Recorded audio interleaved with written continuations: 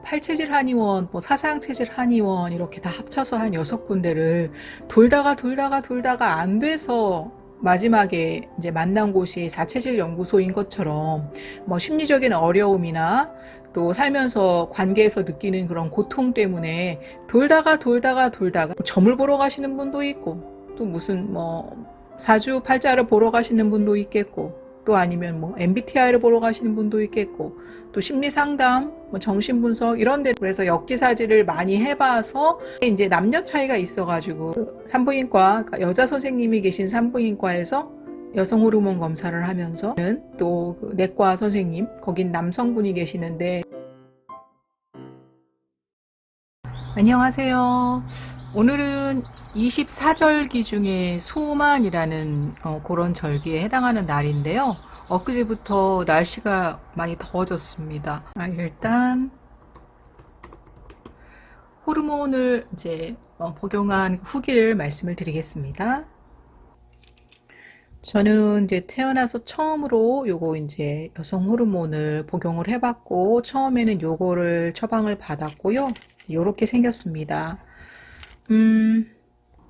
여기 지금 요일 표시가 되어 있어 가지고 이제 이 날짜마다 혹시 약의 성분이 다른가 했더니 그거는 아니고요. 이거는 모든 28알 모든 약이 다 성분이 똑같기 때문에 아무거나 뜯어서 먹어도 되고요.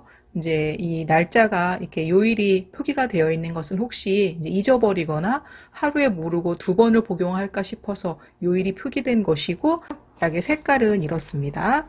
1-5는 여기 지금 이제 앞에 있는 거 이제 1mg 그리고 이제 뒤에 있는 건 5mg인데요. 1mg에 해당하는 건 이제 에스트로겐을 말하고 뒤에 있는 5mg에 해당하는 것은 이제 프로게스테론을 얘기하는 것이고요. 요것이 같은 양이 매일매일 똑같은 이제 비율로 들어있기 때문에 이 중에서 이거 순서를 지키지 않고 이제 아무거나 먼저 먹어도 되는 것이죠.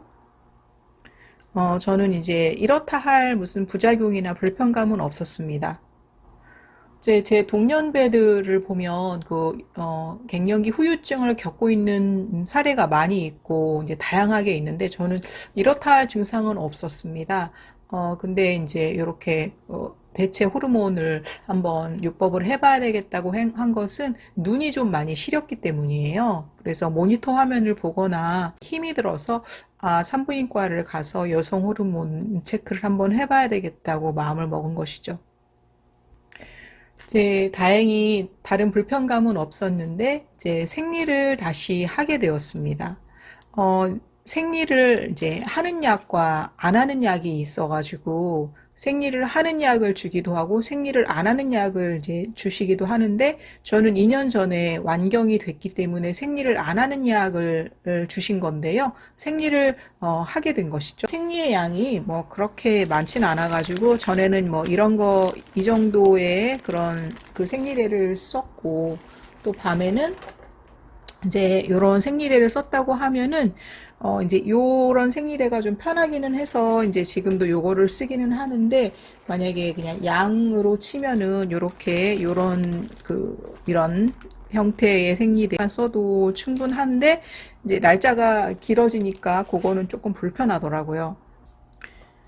그래서 약을 교체해 주셨습니다. 원래는 요 1-5였는데 이번에는 이제 1-10으로 약이 바뀌었습니다. 1-10 약을 보여드릴게요. 이거 역시 이렇게 요일 표시가 되어 있는데 이 약은 색깔이 다릅니다. 위에 2줄과 밑에 2줄이 약의 그 비율이 다르기 때문입니다. 요 위에 2줄은 이제 에스트로겐만 들어있고요. 밑에 2줄은 이제 에스트로겐에다가 프로게스테론이 같이 들어있는 약이죠. 그 비율은 이렇습니다. 이제 1-10이라는 것은요, 1은 이제 앞에 에스트로겐의 양을 말하는 거고요. 그 다음에 요 밑에 요 2줄은 이제 1이랑 10이 같이 들어있는 거예요. 에스트로겐 1mg 그리고 프로게스테론이 10mg이 같이 들어있어서 이제 이렇게 먹게 되면 첫 번째 주, 두 번째 주, 세 번째 주, 네 번째 주인데 다시 이제 첫 번째 주로 돌아가면 요때에 생리를 하게 된다고 하더라고요. 이렇게 이제 생리하는 약 중에는 이제 이렇게 뭐 1-10도 있고 2-10도 있는데요. 2-10은 일반 용량이고 1-10은 저용량인데 저는 그냥 약 먹는 거를 그닥 평소에도 좋아하지 않는다고 말씀을 드렸잖아요. 그래서 의사 선생님께도 얘기를 했더니 1-10으로 이제 주셨고요. 요 생리하는 약은 한 2년에서 3년 정도 먹게 된다고 그러다가 이제 생리가 완전히 이제 없어지게 된다고 이야기를 해주셨고, 이거 약 먹는 이제 앞으로 1년 정도는 피임을 해야 된다고 또 그렇게 이야기를 들었습니다. 그래서 한 2, 3년 후에 이제 이 약을 먹고 2, 3년 후에는 다시 약이 바뀌는데 그러면 이제 처음에 먹었던 요 약으로 다시 돌아갈 확률이 높죠. 그러니까 요 1-5요. 다음은 약 종류별 특징을 한번 알아보겠습니다. 이 약은 폐땡땡땡이라는 약이고요. 이제 우리나라에서 많이 선호하는 약은 안땡땡이라는 약이 있다고 하고 또 많이 드시는 약 중에 이제 리땡땡이라는 약이 있다고 합니다. 적어보겠습니다. 폐땡땡땡 안 땡땡땡 그리고 세 글자죠. 안땡땡 그리고 리땡땡입니다. 이 외에도 또 많이 있죠. 제 폐땡땡땡 같은 경우에는 그 유방암과 이제 관련이 이제 1.0이고 또 여기 안땡땡 같은 경우에는 유방암과 이제 관련이 1.2나 이제 1.3 정도 나온다고 하고요. 요 리땡땡은 이제 호르몬 제제가 아니라 이제 그 호르몬 전구체라고 해서요. 이제 티볼론이라는 것이라고 이야기하더군요. 그래서 이것이 체내로 들어가면은 이제 호르몬으로 바뀌는 것입니다. 티볼론이라고 한번 쳐보면요. 티볼론은 폐경 후 여성에게 갱년기 증상 완화와 골다공증 예방에 사용되는 호르몬 대체요법에 사용되는 합성 스테로이드 제제입니다. 티볼론은 체내에서 에스트로겐, 프로게스테론, 안드로겐으로 전환되어 선택적으로 약효를 나타내므로 부작용이 적습니다. 라고 나와 있습니다. 그리고 여기 나왔다시피 티볼론은 리땡땡이라는 제품으로 출시되어서 폐경 후 여성에게 널리 사용됩니다. 주의사항을 볼까요? 티볼론은 임신 중이거나 임신 가능성이 있는 경우, 또 자궁 내막암 환자, 간질환 환자, 혈전증 환자, 동맥질환 환자 등에게는 사용이 금지됩니다. 라고 나와 있고요. 그리고 이제 병원에서 들은 얘기는 이제 이 리땡땡 아까 말씀드린 티볼론으로 만든 제품이죠. 요거는 이제 환갑이 지난 경우에 많이 처방을 하고 폐경 직후의 경우에는 효과가 크질 않기 때문에 좀 연령에 따라서 다르게 처방을 하는 것이라고 하고요. 보통들은 이제 많이들 드시는 게 이제 요것인데요. 제가 이제 갔던 그 병원에서 가족께서 요거를 드시고 있다고 하더라고요. 제가 말씀드렸잖아요. 이제 같은 체질의 의사 선생님을 만나는 것이 중요한데 그게 왜 그러냐면 이제 그분한테 맞았던 약은 또 이제 같은 체질 환자에게 맞을 확률이 높기 때문에 그렇다는 말씀을 드렸는데 저희 그 의사 선생님의 이제 어머님께는 요 약을 처방해 드려서 아주 오랫동안 드시고 계신데요. 근데 요 안땡땡 같은 경우에는 유방통을 많이 이제 호소하는 그런 부작용이 있거나 또 이제 뭐 출혈 때문에 멈추는 경우가 있는 그런 제품인데 약 제제인데요. 어머님 같은 경우에는 그런 유방통이 없기 때문에 계속 드시고 있는데 이게 이제 여성들이 선호하는 이유가 우리나라가 특히 이제 제가 체질 분포상 저쪽 체질이 많은데 저쪽 체질이 외모를 굉장히 중시한다고 했잖아요. 그리고 이제 수치에 굉장히 민감한데 그게 또 몸무게에 굉장히 민감들 하시죠. 그래서 살이 찌는 거를 좋아하지 않는 국민이 많은 게 또 우리나라기 때문에 요게 살이 찌지 않는다고 그런 보고가 있었나 보죠. 그래서 요 약을 또 많이 선호하신다는 이야기를 들었습니다. 살찌는 거를 붓는다고 또 표현하기도 하잖아요. 그래서 뭐 붓거나 이런 거는 괜찮다. 하지만 나는 호르몬 제제 대신에 그냥 일반 성분으로 된 것이 낫다 할 때는 요거를 이제 요거는 호르몬하고 다른 성분, 아까 말씀드린 티볼론 성분이니까요.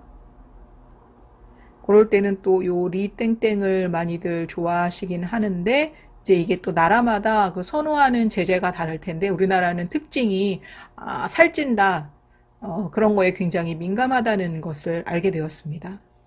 이제 그것 또한 저는 체질 실천가니까 또 체질에 영향이 있다고 보고 우리나라 사람들이 특히 여성들이 외모를 많이 중시한다. 숫자에 민감하다. 체중 그 숫자에 민감하다는 것과 연관이 있다고 생각이 되어집니다.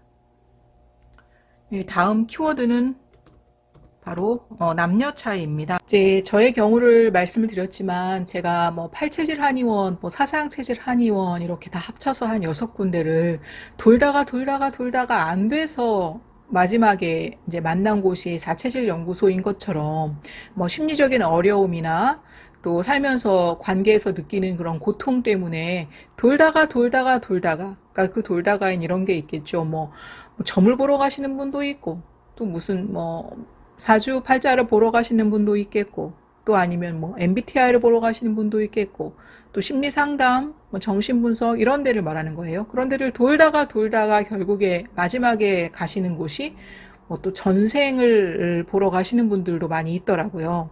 근데 뭐 저는 그걸 다 믿는 것은 아니지만 거기에서 어떤 이야기를 들었냐면 다른 사람의 입장을 경험해 보기 위해서 계속 그 다른 형태의 삶을 이제 경험하게 된다. 그래서 뭐 남자로서도 태어나기도 하고 또 여자로서도 태어나기도 하고 건강한 사람으로 태어나기도 하고 또 아픈 사람으로 태어나기도 해서 다양한 그런 공부를 하러 이 지구상에 온다. 이런 이야기를 들었어요. 그러니까 거기에서 이제 말하는 것은 역지사지라는 것을 말하는 것 같아요. 그래서 역지사지를 많이 해봐서 그만큼 이제 상대방의 그런 입장을 보게 되는 경험을 해서 이제 이만큼이나 발전을 했다는 그런 이야기도 있던데 이게 이제 남녀 차이가 있어가지고 제가 왜 산부인과, 그러니까 여자 선생님이 계신 산부인과에서 여성 호르몬 검사를 하면서 비타민 D 수치가 적게 나와서 제가 가는 또 그 내과 선생님, 거긴 남성분이 계시는데 또 그분은 이 여성 호르몬 치료에 대해서 이렇게 부정적인 반응을 보이신다고 했잖아요. 그리고 또 이제 다른 또 외과에서도 그런 반응을 보이는 경우가 더러 있더라고요. 근데 그게 여성으로서의 몸을 경험해 보지 않았기 때문에 그런 이야기를 하는 경우도 있는 것 같더라고요. 그러니까 자신이 여성으로서 겪어보면 그 고통이 이제 어떤 것인지 짐작을 하고 저도 평소에 이렇게 약 먹는 것을 좋아하지 않는다고 말씀드렸잖아요. 근데 오죽하면 그렇게 약을 먹을까? 그러니까 그 갱년기에 느끼는 그 몸의 힘듦이 얼마나 심하면 저렇게 약을 선택할 정도인가는 그 입장이 되어보지 않으면 모를 수 있다는 그런 이야기를 하고 싶은 겁니다. 그래서 각계의 그 반응, 호불호가 굉장히 좀 다른 것이 그 이유 때문도 있는 것 같고요. 물론 뭐 그 이유가 다는 아니고 그 여성암과 그 호르몬을 복용한 것이 연관성이 전혀 없다면 그런 이야기가 나오지 않았을 텐데 연관성 있는 또 보고가 있기 때문에 호르몬을 반대하는 경우도 있는 것이겠죠. 이 여성암 대표적인 게 이제 유방암일 것이고요. 또 자궁암 네, 또 등등등이 있을 것입니다. 네, 체질론에서는 이제 목, 화, 토, 금, 수 중에서 이 수에 해당하는 게 바로 이 여성 생식기와 관련되어 있습니다. 유방, 뭐 자궁도 마찬가지고요. 이쪽 그 신장과 이제 방광 요 계열이 저하증 그러니까 신허증인 게 저쪽 체질이라고 말씀드렸잖아요. 그래서 저쪽 체질은 요 신장 기능을 이제 보호해 줘야 되거든요. 보호해줄 때 제가 상징적으로 이거 진짜 끼우시라는 게 아닙니다. 상징적으로 골드를 끼우잖아요. 음식도 마찬가지죠. 저쪽 체질은 요 신장 방광 기능을 보호해주는 업 시켜주는 이제 음식을 먹어야 이제 신장 그 카테고리, 이제 이런 여성 생식기에 관련된 부분들도, 이제 좋은 영향을 받죠. 그렇게 하지 않고 저쪽 체질이 신장 기능을 이제 이렇게 사해주는 그런 식품을 먹게 되면, 이게 사해주는 의미잖아요, 실버가. 그러면 안 그래도 저하된 신장 기능이, 그러니까 여성 생식기 기능이 더더더더 저하되기 때문에 그런 것들이 계속 쌓이면 이제 이렇게 질병이나 암으로 발전할 가능성이 높은 것이죠. 그래서 저쪽 체질인 경우에는 이렇게 신장 기능, 방광 기능, 그리고 여성 생식기 기능을 보완해주는 식품을 본인에게 주는 것이 덕을 쌓는 것이고, 또 다른 체질인 경우에도 저쪽 체질한테는 이 신장 기능을 보호해주는 식품을 주는 것이 덕을 쌓는 것이죠. 그런데 그렇게 하지 않고 저쪽 체질인데 신장 기능을 사해주는 그런 식품을 주는 것은, 그건 덕을 쌓는 게 아니라 해를 입히는 거죠. 그래서 그 음식을 본인에게 줬다 그러면 본인한테 이제 해를 입히는 것이고, 그걸 다른 사람한테 줬다면은 다른 사람한테 해를 입히는 것이죠. 글쎄요, 모르고 저지른 잘못은 그것도 잘못에 속하지 않을까, 저는 그렇게 생각합니다. 이제 저 같은 경우에는 이제 저는 이쪽 체질이잖아요. 이쪽 체질이니까, 이쪽 체질은 신장 기능이 이제 항진증이라서 사해주는 음식을 먹어야 되거든요. 그런데 이제 알고도 어쩔 수 없이 저쪽 체질을 음식을 먹을 때가 있어요, 식품을. 그것은 바로 약에 함유된 그런 식품을 먹을 때 그렇습니다. 뭐 약은 뭐 먹지 않을 수가 없는 경우가 있으니까요. 그런 거를 생각해서라도 내가 그러니까 자유의지로 선택해서 먹을 수 있는 식품들은 최대한 이제 나한테 맞는 쪽 체질의 식품을 먹어야 어쩔 수 없는 상황일 때 그 곶감을 빼서 쓰듯이 커버가 되는 것이니까, 내가 자유의지로 먹을 수 있는 식품들은 최대한 내 체질에 맞게 그렇게 먹는 것이 미래를 이제 그 대비하는 거가 되는 것이죠. 네, 앞서서 제가 이제 요런 식품도 말씀을 드렸잖아요. 약 만들 때 이제 전분이 들어가는데 가장 많이 쓰이는 전분이 바로 이제 요거의 전분이라고요. 흔하게 뭐 요런 거에도 그런 전분이 쓰이고요. 아까 보여드렸던 요런 거에도 그런 전분이 쓰이고요. 또 요런 거에도 그런 전분이 쓰입니다. 호르몬 약도 우리 기저질환 약처럼 죽을 때까지 평생 매일매일 먹어야 되는 걸 수도 있기 때문에, 중요한 것은 그 의사 선생님과 그러니까 소통이 잘 되는 것, 대화가 잘 되는 것이 중요해요. 그래서 그 필요에 따라서는 약을 또 바꿀 수 있고 그래야 되는데, 이제 그런 소통이 원활해야 그런 이야기도 자유롭게 또 할 수 있으니까요. 그래서 의사를 잘 만나는 것도 복이라고 생각을 하고요. 이제 이런 것도 모든 우리의 이제 인연이라는 것이 저는 그냥 뭐 우연은 아니라고 생각합니다. 아까 자기 자신한테 맞는 것을 식품을 주는 게 덕을 쌓는 거라고 말씀드렸고, 또 다른 대상들한테도 그 대상들에 맞는 식품을 주는 게 덕을 쌓는 거라고 말씀을 드렸잖아요. 그런 것처럼 그런 것들을 쌓은 어떤 결과로 만들어진 게 우리 주변의 인연일 수 있기 때문에 평소에 할 수 있는 홍익, 그러니까 선행 뭐 이런 것들, 사람 다른 이들을 이롭게 하는 거, 그리고 무엇보다도 내 자신을 이롭게 하는 것에 이제 더 힘을 쏟는 것이 필요하다는 생각이 듭니다. 자, 그러면 우리는 의사 선생님 안 만나고도 살 수 없습니다. 의사를 잘 만나는 것이 복이니까 그런 복을 만들 수 있도록 우리가 평소에 할 수 있는 좀 노력을 해보도록 하죠. 네, 오늘은 여기까지 하겠습니다. 감사합니다.